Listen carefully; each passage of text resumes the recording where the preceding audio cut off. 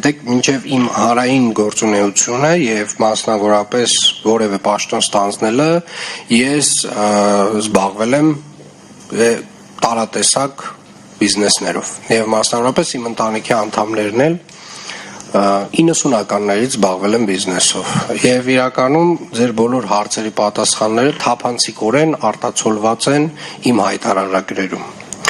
Ինչ վերաբերում է եկեղեցու հարցերին, գիտեք, հայ առաքելական եկեղեցին, որը իր ծառայությունն է մատուցում Աստծուն եւ Աստծուն ծառայություն մատուցելու ավելի լայն շրջանակում կարելի է նաեւ ընկալել, որ ծառայություն է մատուցում իր հոտին, հայ ժողովրդին մասնավորապես այս դեպքում եւ ինչպես յուրաքանչյուր ծառայություն մատուցող ինստիտուտ, իսկ հայ առաքելական եկեղեցին կարող ենք համարել ինստիտուտ, ժամանակ առ ժամանակ ինստիտուտը ունի նորոգման կարիք եւ այդ նորոգումը ժամանակը պարտադրում է, այսինքն հին բարքերով, հին տրամաբանությամբ, կեղծավորությամբ, իրականությունից կտրվածությամբ ինստիտուտները չեն կարող մատուցել այն ձևով այդ ծառայությունը, ոնց որ այդ ժամանակը, արդի ժամանակը պահանջում է։ Եվ մասնավորապես կարծում եմ, այո, եկեղեցին ունի որոշակի նորոգման կարիք եւ դարերի ընթացքում այդպիսի նորոգումներ տեղի են ունեցել։ Եվ ես կարծում եմ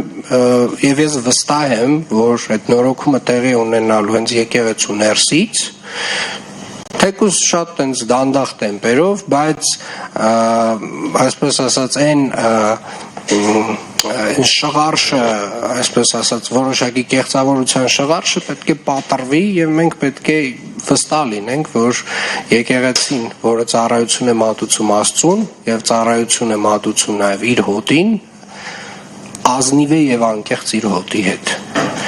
Ինչ վերաբերում է Մալաթիա Սեբաստիայի զարդարանքին, անկեղծ ասած, ձեզանից առաջին անգամ եմ լսում խնդրի մասին, անպայմանորեն կհետազոտեմ եւ կփորձենք լուծումներ տալ։ Չէ, պարոն Ավինյան, դուք շրջանցում եք բուն հարցը, ես ասում եմ Նավասարդ Կճոյանի վերաբերյալ։ Դե ես ոչ մի հարց չեմ շրջանցում, ես ձեզ տալիս եմ այն պատասխանը, որը որ կարծում եմ ճիշտ պատասխանն է ձեր հարցին, ես չեմ կարող անհատների մասին խոսել այստեղ։